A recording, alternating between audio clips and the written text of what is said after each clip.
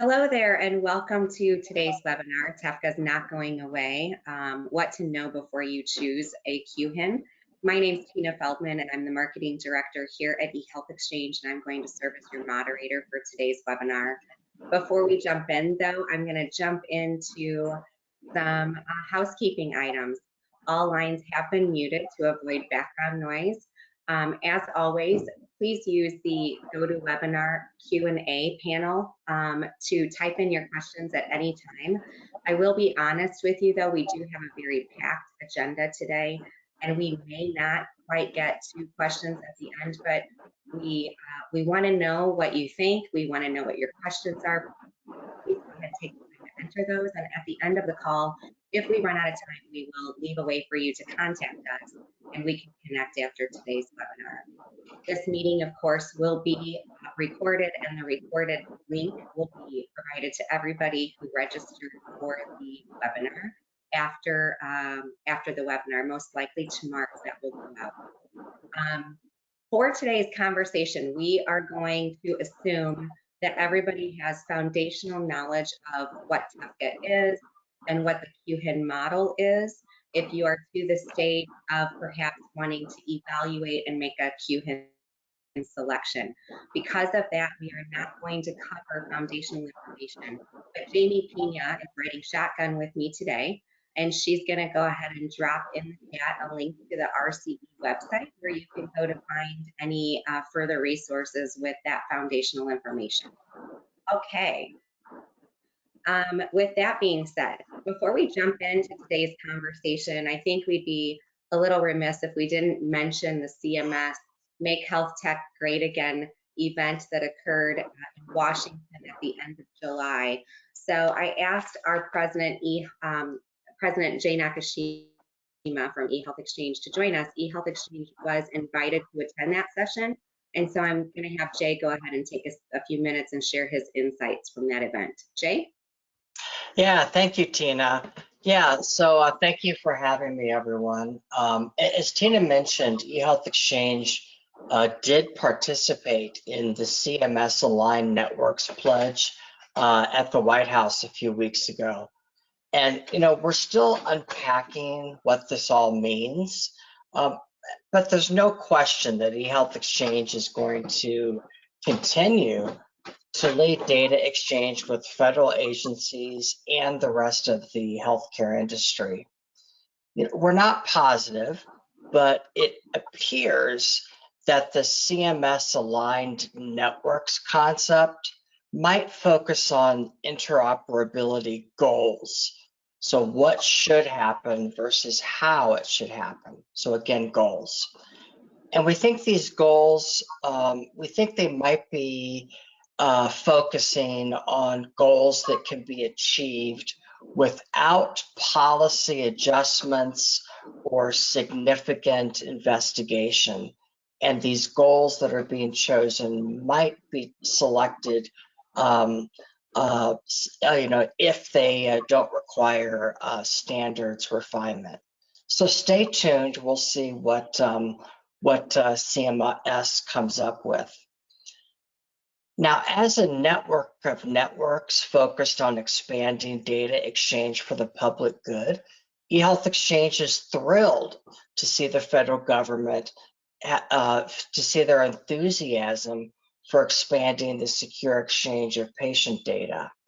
And if nothing else, the CMS initiative shines a light on the need for innovation to close remaining exchange gaps.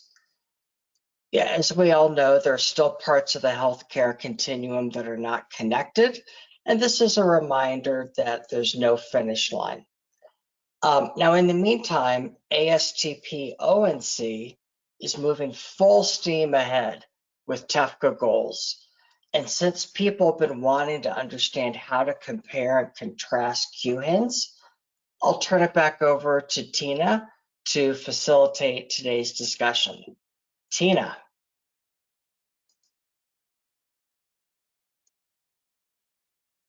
Thank you, Jay. I'm going to go ahead and turn my camera back on and invite the panelists to turn their cameras on and join me. that is really the main topic of today's conversation is how to evaluate QHINs. A common misperception with TEFCA is that all designated QHINs are created equal. Because we've all signed the same common agreement, we've all gone through the same technical and security requirements, past conformance testing, etc. But there are some key differences we think are important for you to consider as you're evaluating QHINs. And so to help me unpack some of those critical differences, we're joined today by a fantastic group of panelists that you see on screen. They all bring a unique perspective on what mattered most in their decision-making process, and they're going to share what they've learned along the way. So let's go ahead and meet the panelists. If I could ask you to introduce yourselves. We'll start with Gary, then Erica, Eddie, and then Mike. Just your name, maybe title, organization, and what benefits did you envision by being an early adopter of TEFCA? Let's start there. Gary, over to you. I think you're muted. Let me try and unmute you. There you go, Gary. Can we hear? Let me see if I can hear you now. Yep, okay. Good.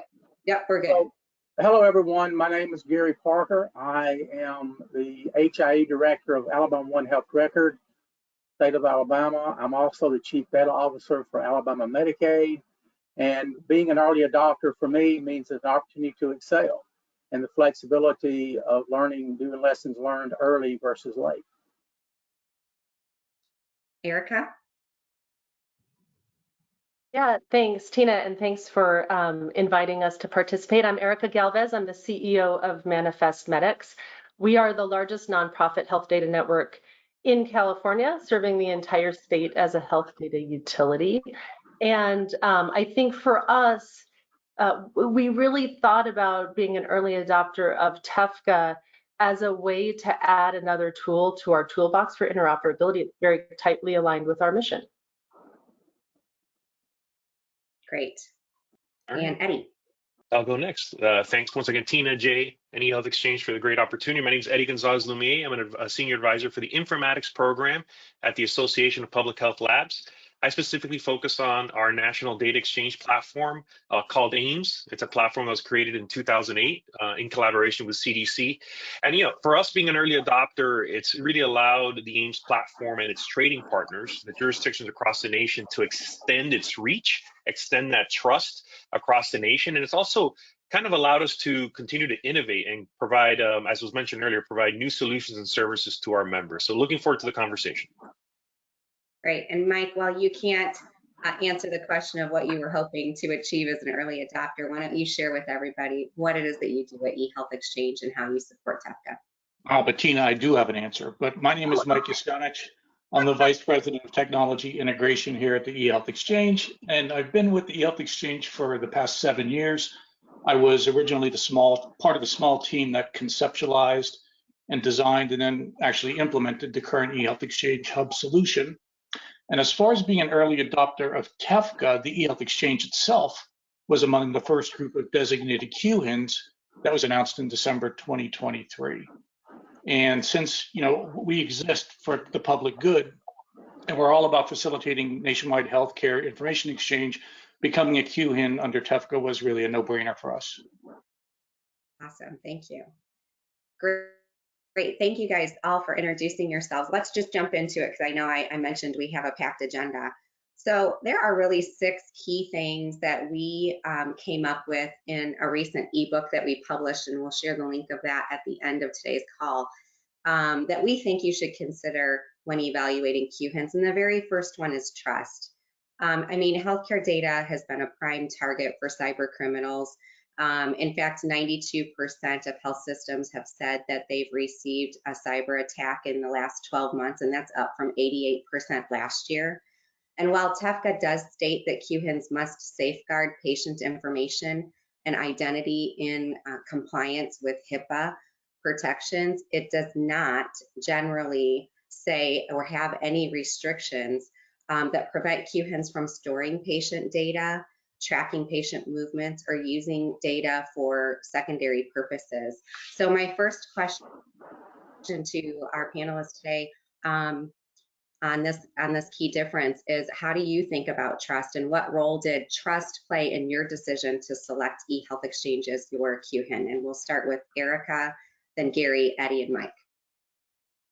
Yeah, I'm happy to share perspective from Manifest Medics on that question. It's a really good one, Tina. I would say for us, in some ways, we have unique circumstances given we operate in California, and California only, which has several state laws that address health data sharing in addition to federal laws. And so compliance is always at the top of the top of the list for us. And our compliance pathway is quite complex. So having a partner that we trust, that is transparent, is key. With respect to eHealth Exchange, we've been on the network for quite a while, and so we have a rapport established. We know how the organization operates. That made us quite comfortable with the QHIN. And I guess I would also say, maybe just another point related to trust. Every time we've had a concern, sometimes you look at your transaction data on a national network and you start to wonder, why has there been a spike in something? Why, what is this new thing that I'm seeing? Every time we've asked questions about things like that of eHealth Exchange, we have had tremendous support and responses in understanding why certain things are the way they are. So I think that also has contributed to our trust and the importance of it with eHealth Exchange. And does it go to Gary next, maybe? Yes, it does. Yeah, so I think for me, we're longtime partners with Exchange. It comes down to relationships. Relationships are critical. Again, when you're talking about transparency, as Erica had mentioned previously, the aspects of being able to collaborate, I believe what it does for us is that it creates that relationship so that we can be openly discuss whether it's an incident, whether it's technology, whether it's been policy on how we implement these things. But I think what allows us to do, again, to focus for us to be innovators, to solve problems that we among ourselves, discussing those issues, whether it's the TEFCA or the non-TEFCA approach to sharing data. Thanks, Gary. Eddie? Absolutely. So, the AIMS platform recently did a survey as we plan out our strategy and implementation plan for the next 5 years. And in that survey, the number one term that came up was trust. Obviously, there's a lot of information out there related to QHINs, TEFCA, Health Information Exchange, et cetera. And, our states, and it's taken 20 years for the AIMS platform to earn that trust from jurisdictions across the nation. And the states are asking us these questions. Having a partner like the eHealth Exchange, who also around the 20-year mark has earned that trust with its members, for example, and trading partners, has been huge, right? Being there side by side, as I mentioned earlier, an extension of the AIMS platform, which we're very proud of. So that's what I got.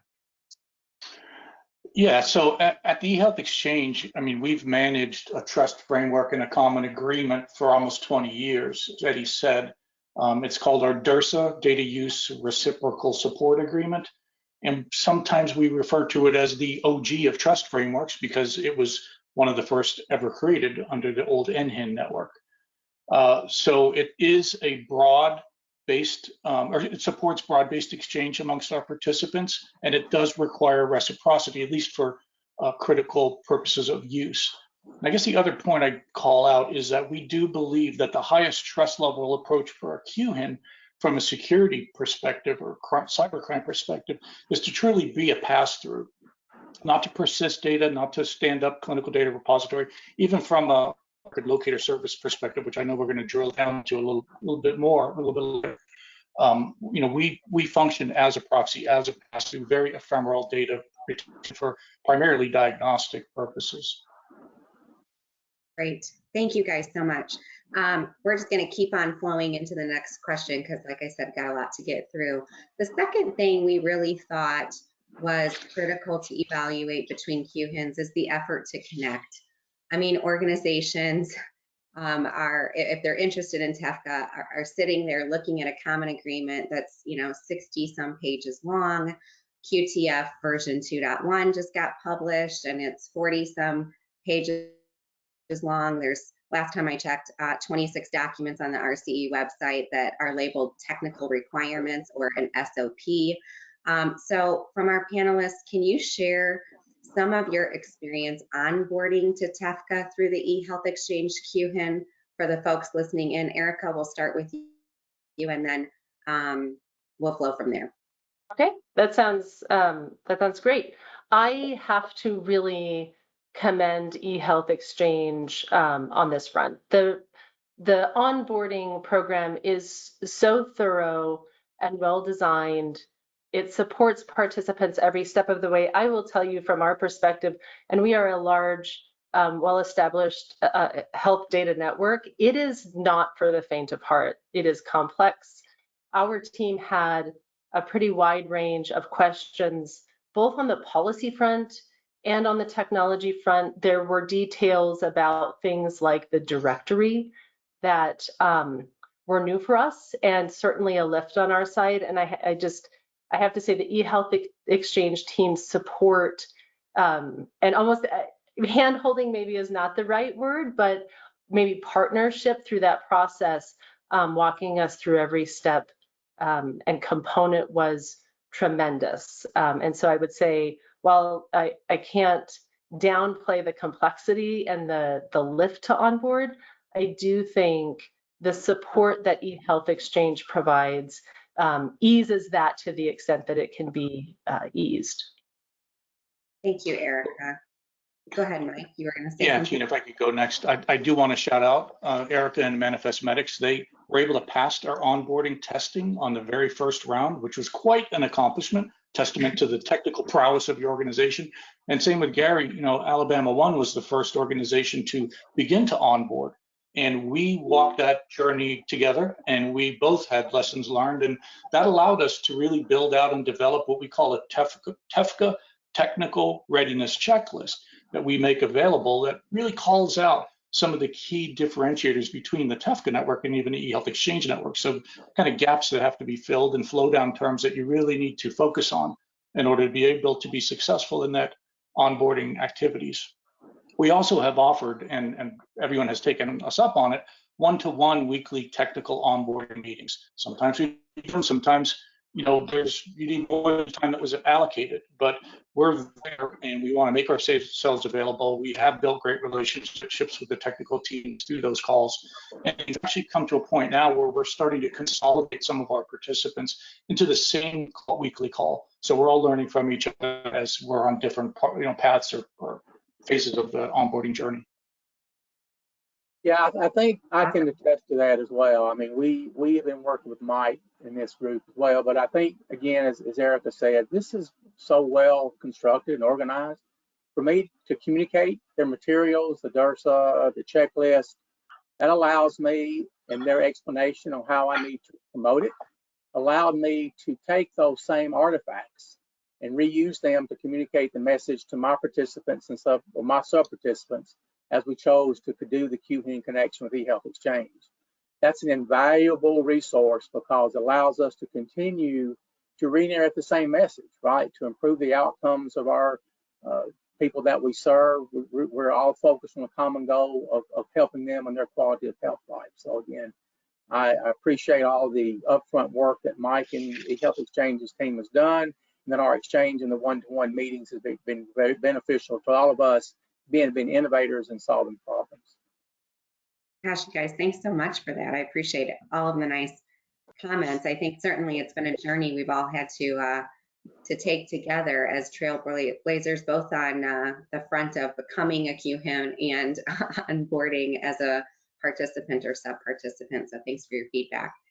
The third thing that we thought was important to understand is the technical architecture differences between QHINs. TEFCA defines the standards required for QHIN to QHIN exchange, but it doesn't necessarily define the technological requirements for establishing a connection between the participants of their chosen QHIN. And that means that some networks may require additional technical expertise or cost to implement the necessary technology and systems. So I'm going to start with Mike, and I know, Mike, you've got a few slides that are going to help with this conversation, because while we are not going to speak today about anything that we might presume to know about other QHIN technical architecture, we can certainly share the eHealth Exchange technical architecture. So Mike, why don't you spend a few minutes and explain the technical architecture chosen by eHealth Exchange. I'm going to go ahead and turn that slide on for you. Okay, sure. Thanks, Tina. Yeah, we'll do a quick overview of the eHealth Exchange network and how we also extend out to other national networks and make those available optionally to our participants. So we have a highly secure and highly redundant technical infrastructure that enables high volume national health information data exchange. Prior to implementing the hub that I mentioned in my introduction, really the eHealth Exchange was a framework containing point-to-point connections between all of our participants. When we implemented the hub, it turned into a hub and spoke approach or design, and that provides our participants with a single on-ramp, a single APIs to reach all other eHealth Exchange participants. And it was critical that this then centralized solution was highly available and had a scale out that allowed us to quickly address increases in volume.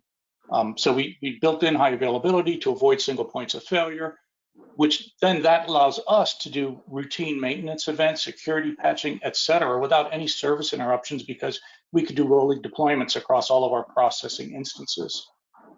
And also, the scale-out design has been significant and critical, because as the eHealth Exchange network started, we were dealing with hundreds of requests a day, as we started to onboard participants, and now we're up to 25 billion a year.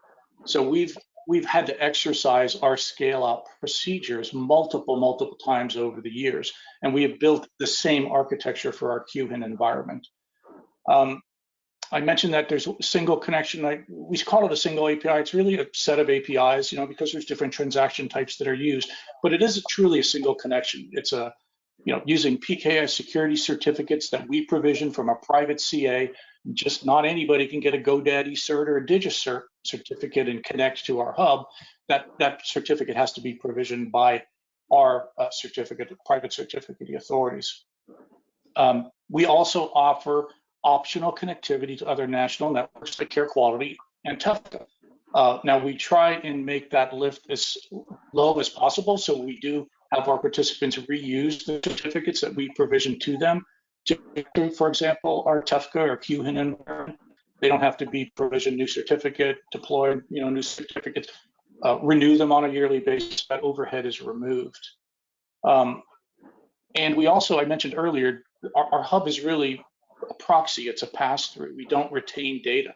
Well, we retain 7 days of metadata so that we could do investigation, troubleshooting, diagnostics, and we retain at most 2 hours of clinical data. So we scrub even that metadata of any documents that had been retrieved or documents that had been submitted, electronic case reports, that we just do not want to retain that data in any way, shape, or form. And the fact that we've deployed a federated RLS means that we also don't have to have a centralized MPI.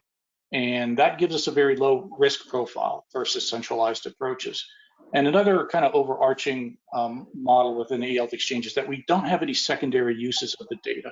So we're not taking the data that's passing through our environment and repurposing it or trying to sell a value-add service or anything to that effect, which is one of the reasons that we can actually function as a pure pass-through.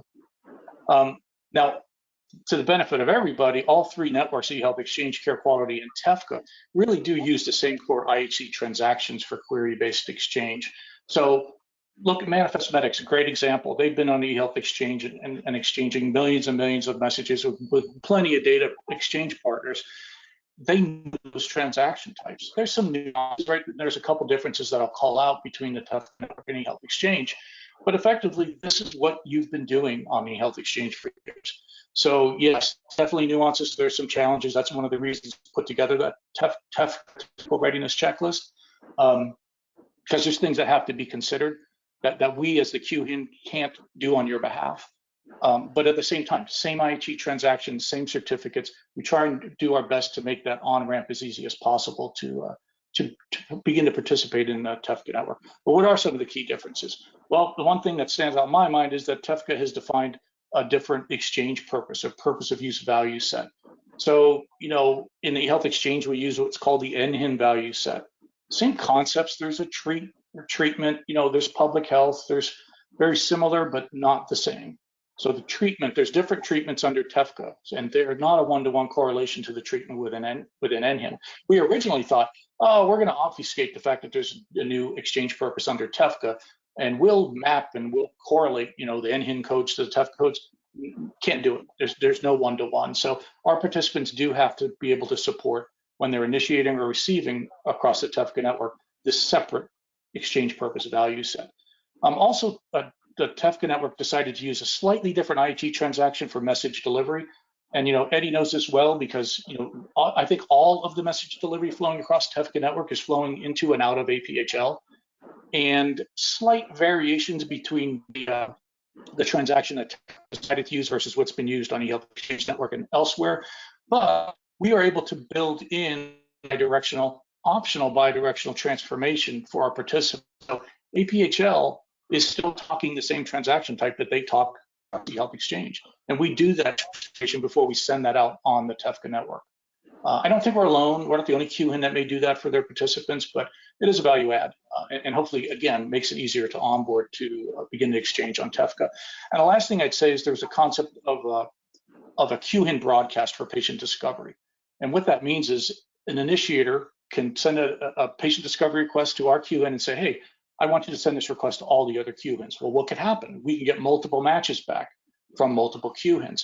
And that then requires that we aggregate those matches into the response back to the initiator. So Alabama 1, if they send out a QHIN broadcast, patient discovery, they may get back, synchronous response to that patient discovery request, but it'll have multiple patient elements within that they'd have to break down and parse and iterate through to understand that, hey, this wasn't a one patient match at one location. Multiple patients were matched, one at each multiple location. So I'll stop right there, Tina, and send it back to you. Perfect. Thanks, Mike. I'll pause my screen again. That leads me to the next question for the panelists. So did the technical architecture that Mike just described have any bearing on your decision to select eHealth Exchange as your QHIN? And we can start with Erica and then maybe move over to Eddie. Yeah, I would say leveraging transaction patterns and profiles that we're familiar with and have a good amount of expertise in certainly helped. And as Mike described, really working with the eHealth Exchange to see commonality and overlap, I think was highly beneficial for us and factored into our decision process. I also want to note Mike's mention of secondary uses on this network. That's another really important aspect for us in remaining consistent with the policies and promises that we make to participants on our network. So I would underscore that. And then maybe I just might mention this is not unique just to MX, but the core of our tech stack is InterSystems, which I know eHealth Exchange also uses, and that helps create some common lingo between I think between our systems and our teams, and that certainly factored into our decision as well. And Tina, similar to from an APHL AIMS perspective, we have been working with eHealth Exchange since 2020. So naturally, from when it comes to QHIN, experience, there was a natural flow, right? And so we have extremely high standards when it comes to our partners and the technical architecture. And also, the eHealth Exchange team, Mike and others have been very, transparent, very open, and explaining how does scaling happen, right? How can we prepare for potentially a surge of data, especially from a push mechanism as Mike had alluded to. And as ambitious techies and informaticists, we say, well, can we do this ourselves? And many people in the room, in the virtual room, said, sure, we can do it, but wait, slow down. We already have that relationship with the eHealth Exchange. We had a tight timeline. It was cost effective, and just continue that with the QHIN relationship. But I also want to mention one more thing. We're proud to say and grateful to say there's never really been a need to have a conversation, knock on wood, when it comes to scalability, capacity planning, or the inability to provide that support, which for us, And I know for many folks that are working with eHealth Exchange, that's extremely important. Thank you, Eddie. Gary, I know that we were trying to preserve time, but I think that we're tracking okay. Did you have anything you wanted to add? Well, what I would say is that again, the aspect of not holding patient data is very important. Again, goes to Erica's point about secondary use. But what the bear I find is that we maintain, like Erica, we have an intersystems platform that makes integration somewhat less complicated. However, the fact that eHealth Exchange sends me the queries that I need for my geographical space limits the overhead and the efficiencies, or creates better efficiencies in the patient matching. So again, Mike sends that, we control the data, we control the match, we send that based on what our algorithm says we can send and how that patient comes up. So it allows us again to have a better control of that patient false positives and things of that sort as we send data back up through the network. That's a great segue, Gary. Thank you for mentioning the match rate, because I'm going to pass it back over to Mike. Another area where we know that there's a key difference. In fact, QHINs have a variety of RLS approaches. In fact, the QTF even calls this out as a complexity point, that patient identity and algorithms are a challenge. They're complicated, and to maximize patient matching results. And it specifically specifies this is an area of key difference that will likely occur between QHINs. And so, Mike, you mentioned eHealth Exchange uses a federated RLS approach. I'm going to go ahead and turn your slides back on, but I know some people may not understand exactly what it is that means. Why don't you walk the audience through it, and then we'll talk to our panelists again. Sure, thanks, Tina. Yeah, for the RLS topic, I referenced a few slides from our TEFCA ebook that Tina's mentioned, and thank you, Tina, and your team and everyone else who was involved in pulling that together. I know we've got some really positive feedback on, that one point of a lot of information. But anyway, I'm going to focus on a couple slides from the TEFCA ebook and the information that we've made available there related to our federated RLS approach. And as Tina mentioned, the QTF, or the QHIN technical framework, which is, it's the specification that all QHINs and participants must adhere to. They did note that, you must have a centralized RLS, you must have a way of patient matching, or they had the caveat, or another innovative approach. Oh, I think we might have technical issues with Mike. Why? Is he paused for you guys too, or is it just me? Yeah, he paused as well. Okay. Let's go ahead and see if maybe reconnecting, because we're at a critical point here.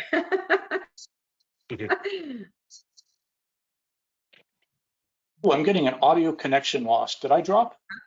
You did. You froze for us for just a second. Why don't you go off webcam, see if we can at least get your audio to come in clear, and allow you to present the slides. That'd be great, Mike. Thanks. Oh, my apologies. Did I get anywhere, or do you want to start from the beginning?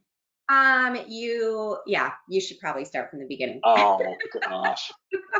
I'm hard connected to my router and I still have network issues. I was going to say, for the RLS topic, I wanted to reference a few slides from our TEFCA ebook.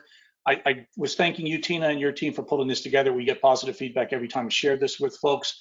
And the information that we made available there contains information on our federated RLS approach. And as Tina mentioned, the QHIN technical framework, or the QTF, is really the specification that the RCE has provided, ASTP has provided, that QHINs and QHIN participants must adhere to. And when it comes to record locator service, they explicitly call out, you must have the ability to match patients, whether that's a centralized MPI or other innovative method. We believe our federated RLS approach is another innovative method that we implemented. We believe it's difficult for a single centralized nationwide RLS to get enough unique attributes from a patient discovery request in order to exceed the match threshold. It's something to require a perfect match of demographics each time. And then we performed what we called an effectiveness assessment of our geospatial approach. We used, and I'm going to add a caveat, I'm going to say real patient match data, but we used the first 3 digits of a zip code and the responder who said they had a match. And we ran that through our geospatial or federated logic, and we got a match in the high 90% of the time based on the sampling that we did, which we thought was really impressive. And furthermore, after we implemented this and after the first few months exchanging live data with our QHIN participants, specifically our regional HIEs, when we federated out patient discovery requests to our HIE participants, they were returning between 80 and 90% matches of the requests we sent to them. So that, really speaks to Gary's point that we're not kind of fanning out garbage, if you will, fanning out requests that really probably don't have much hope of finding a match. We're really focused in. And I also think it's a testament to how regional HIEs really know their patient population. They're able to normalize their MPI, they're able to tune their MPI for their specific regional population versus trying to do it nationwide, which is, I can't imagine how difficult that must be. So I wanted to drill down into the two different approaches that we use that help inform our federated list. If you hit the next page, something should pop up, Tina. The first approach is a pure state-based approach. Pretty simple. In a patient discovery request, you can and are supposed to provide all known addresses, including historical addresses for a patient that you're trying to search for. We will extract out all of the states that patient had provided an address for. We then overlay that onto our QHIN participants who provide service in those states, and that informs our federation list. So we fan that out and we aggregate responses and we return the responses to the ultimate initiator. That would be like the external QHIN that submitted the request to us. The second approach that we use a hybrid, we use both, is a hospital referral region approach. It's a lot more refined versus large state geography, but until we hit a tipping point of participation, we think we really wanted to do both. State-based is going to hit every organization that provides service, or at least has one facility that provides service in that whole state. Hospital referral regions can span states. They're a lot smaller in geography, so the fan-out list is smaller, but we effectively leverage postal codes and the correlation tables that the Dartmouth Atlas Hospital Referral Region provides to identify then those eHealth Exchange QHIN participants who provide service just within those regions. Merge those two lists together, get a distinct list, and that is our federated RLS fan-out. And just to finish, I still am very, very impressed with the match rate that we're seeing from our HIE responders. That's phenomenal. Tina, next slide. Yep. So this is the second page on our RLS. I am not going to read this slide to y'all, but if you hit the next button again, and I swat this mosquito, I have some key points that I just want to call out. Most of them I think we've already touched on. We do believe it's very difficult to manage a nationwide centralized MPI enough to have sufficient agreement weights to get that distinct match, and the effort and complexity of managing work lists at that extent is just considerable. The fact is there are fewer unique names once your population increases. That's why even in regional MPIs, you have to do a retune effort, or at least it's best practice when your population grows by a certain percentage. I don't know, 10, 15% I've heard before. So, doing that data normalization and tuning is an ongoing activity, and it's harder and harder the larger your population. Matching thresholds have tended to been increased to minimize the concept of an overlay, which is where you're matched two different patients when they really were two different belly buttons, but you're saying they were one patient. So that's obviously a significant issue. And we do believe that a regional RLS and our regional HIEs that are part of our network are a lot more effective at patient matching because they know their population in the region. And hit next one more time. I think this is my last RLS slide.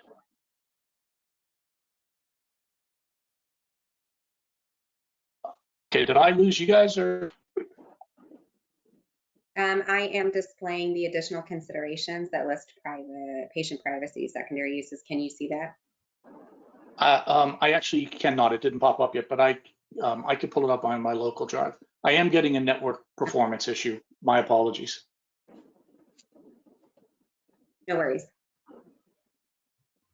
Okay, so additional considerations. I'm not going to touch on all of these. We already did touch on some of them. Cybersecurity, maintaining, and persisting data in a central location makes you a higher risk target for cyber crime.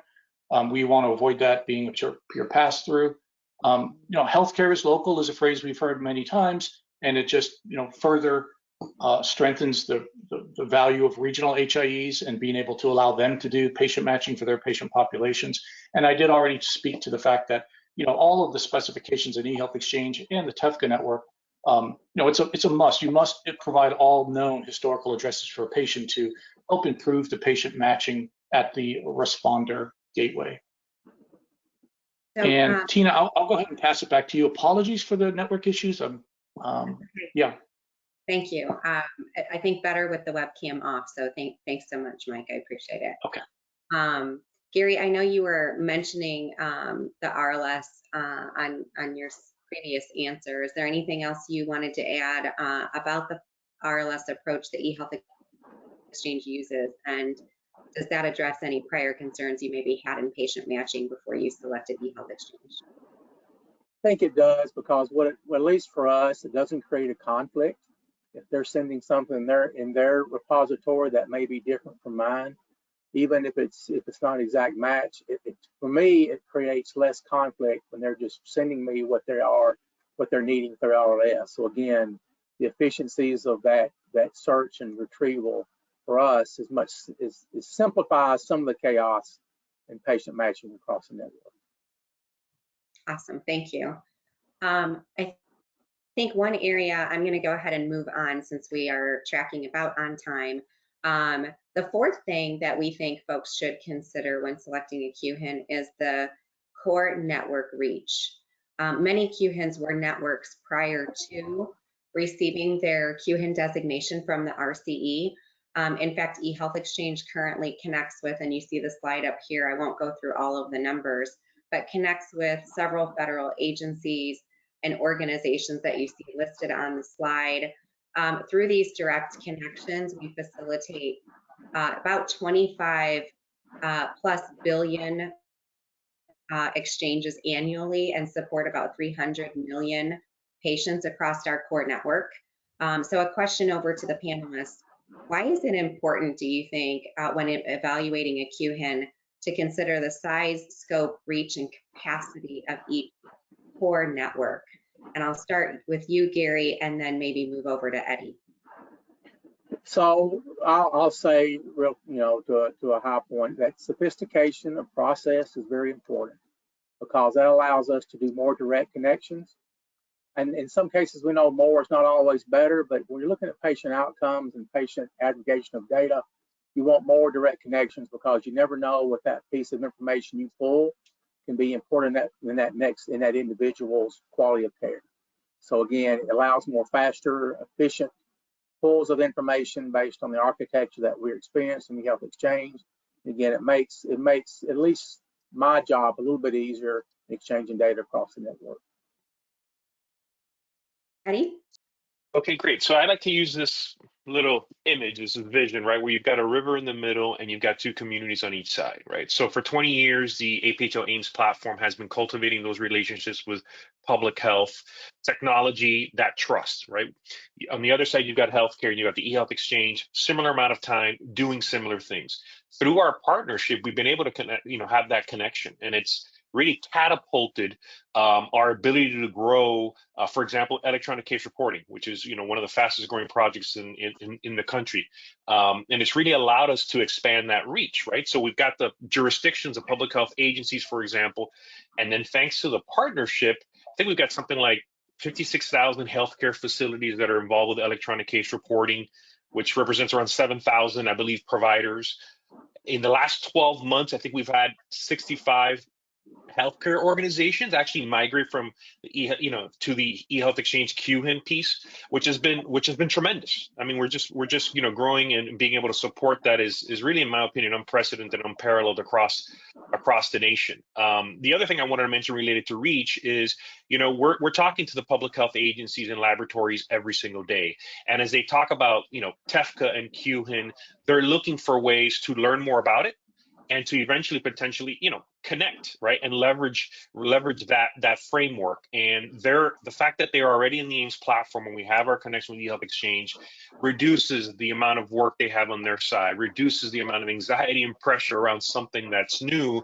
And for us, that's extremely important. We started with electronic case reporting. Now we're looking, in partnership with eHealth Exchange, we're looking at immunization. Okay, we're also looking at electronic test orders results for newborn screening. So the foundation's there, and now, thanks to the reach, we're looking at some additional use cases, which we're very excited about. Awesome, Eddie. Thank you so much. All right, I'm going to stop sharing just so we can dive more into the conversation on this next item. So next one is experience. TEFCA requires 2 years experience on a national scale, but it doesn't define or quantify what experience is needed on a national scale. So a question to the panelists: would you recommend that others prioritize QHIN experience and maturity in their selection process? Why or why not? Erica, why don't we start with you, and then we'll flow to Gary and then Eddie.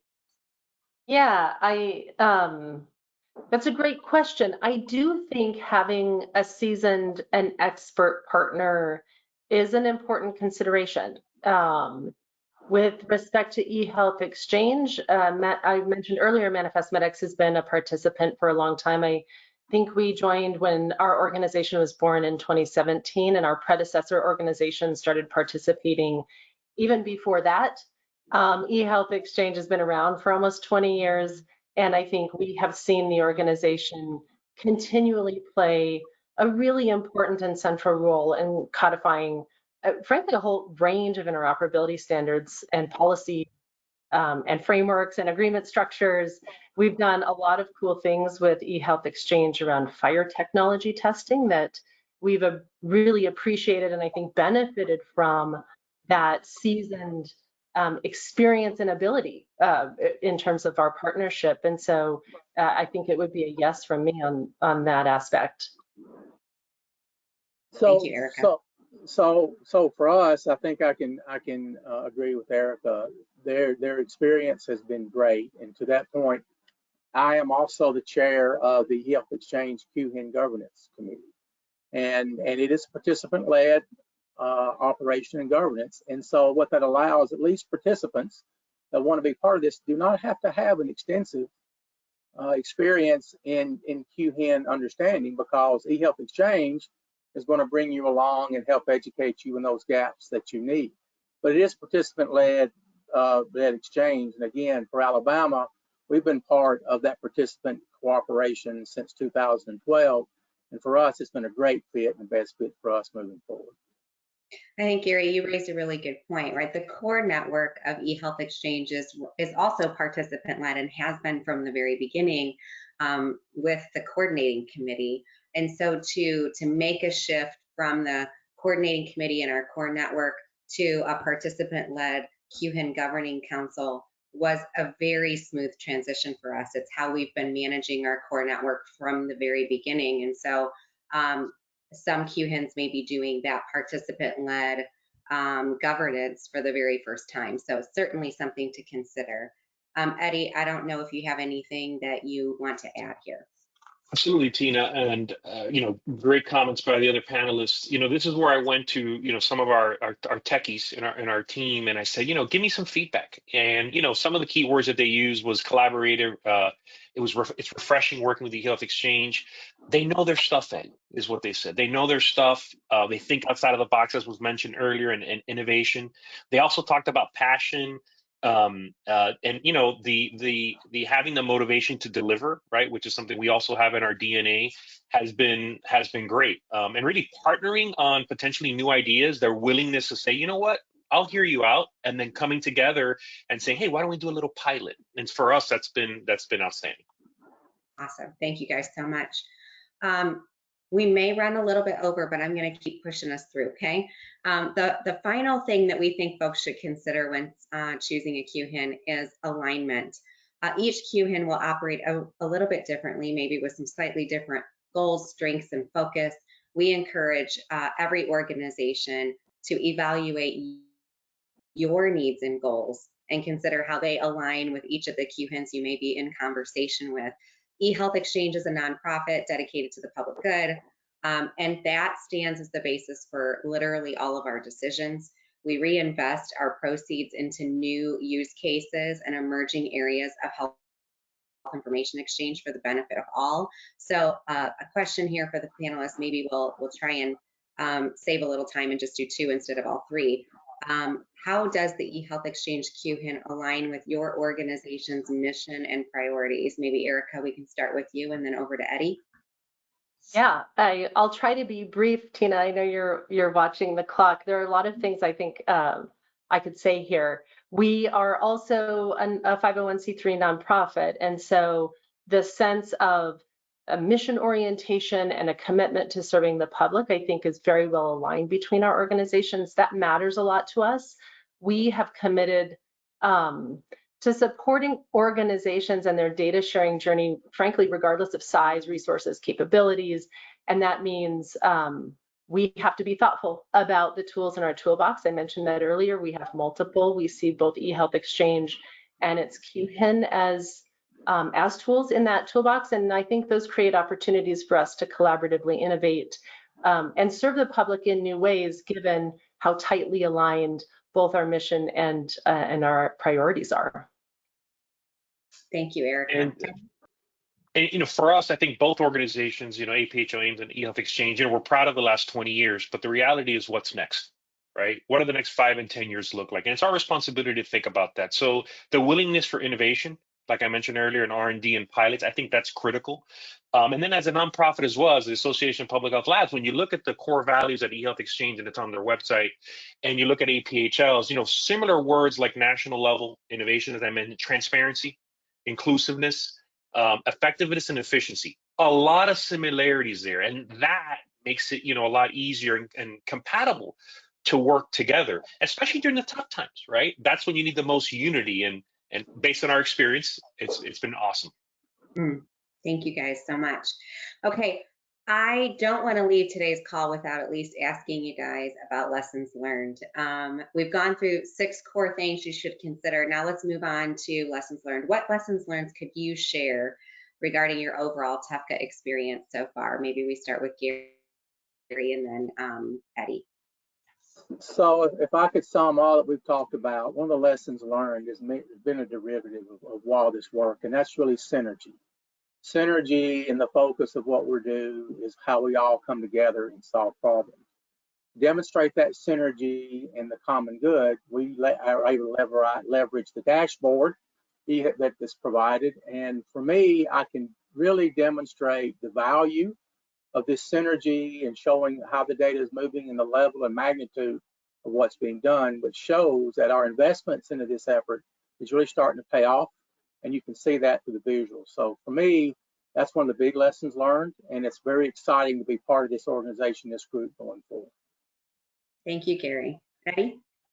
And for me, and this webinar is actually an example of my lesson learned, which look, there's a heck of a lot of good work that has been happening and is happening today. And I think we need to do a better job as a community, as an ecosystem, to share those stories. They're out there, right? And we tend to go from one project to the other without reflecting on all the great work that we're doing. The other thing I wanted to mention is there may be one excuse, one project, one use case to work with eHealth Exchange or really any other group. But the reality is there may be other things also that you can do together. So, working on that one excuse, that one project, but then also looking and reflecting and saying, we're together, we've got a strong relationship, we're accomplishing one project, one mission. What are other things that we can do together as an organization? I think that's something we always have to keep in mind in partnerships like this. Great. Thank you so much, Eddie. Erica, anything you want to add at all before I move on? Tina, the only thing I might add is, as a lesson learned from our experience and observing and thinking about TEFCA, is that scaling takes time. and a lot of hard work, and I think it's a continuous journey. Thank you, Erica. I appreciate that. Okay, I am going to just do a quick summary. I think we're down to 4 minutes. I might be able to get you guys out of here on time. We did cover 6 core things that we think you should consider when choosing a QHIN. Trust, the effort to connect, the technical architecture, and what's their RLS approach, alignment to your organization's mission, goals, and vision, the experience of the network that you're joining, and maybe the reach of their core network. So one of the things I want to leave you with today is questions. So in the ebook, I pulled, again, a screenshot right out of the ebook, and Jamie's going to do me a favor here and go ahead and throw the link. I think I see it there in the chat. You can download the full ebook there using the link that Jamie provided. But these are 10 questions that we're just handing you that should you want to evaluate, maybe you've even narrowed down. Heck, we've got 10 designated QHINs right now. Welcome to SureScripts and to NetSmart. Thank you for joining the club with us. But we're making decisions for, I think, the industry a little bit difficult with having 10 QHINs. So giving you guys these thoughts to consider where the differences may be, I think is important. It's something I've heard the industry asking for. And so we've put together 10 questions that you may consider. I think that there are some additional questions on the RCE website that you may also want to consider, but definitely download the ebook, leverage these questions, maybe narrow your search down to a few organizations and start to compare and contrast on some of these core things that we've discussed and unpacked today. But I want to thank everybody. I know I said I didn't think we were going to get to questions, and I really don't think we are with 2 minutes left to spare.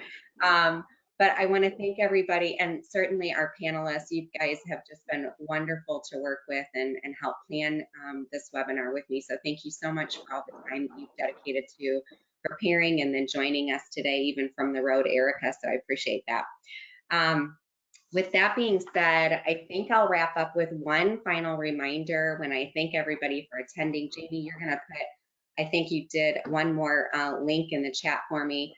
Thanks to everybody who has attended. We hope that you have found this webinar informative, and we would like to learn, if you want to learn more about TEFCA and join our technical updates call. We do that on a quarterly basis, and the next one is coming up on September 23rd. It is open to the general public. Feel free to use that registration link in the chat and join us for that discussion.